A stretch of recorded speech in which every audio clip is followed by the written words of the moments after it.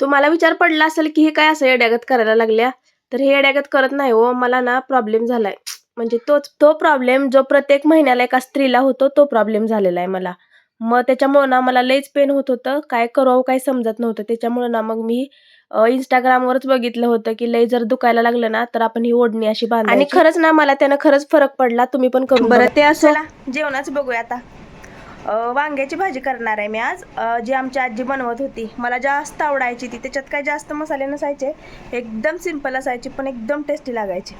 चला आज तेच बनवणार आहे. आमच्या आजीना ह्याच्यात जास्त काही घालायची नाही, फक्त बेसिक मसाले, कांदा, लसूण, टोमॅटो आणि चटणी, हळद, मीठ एवढंच.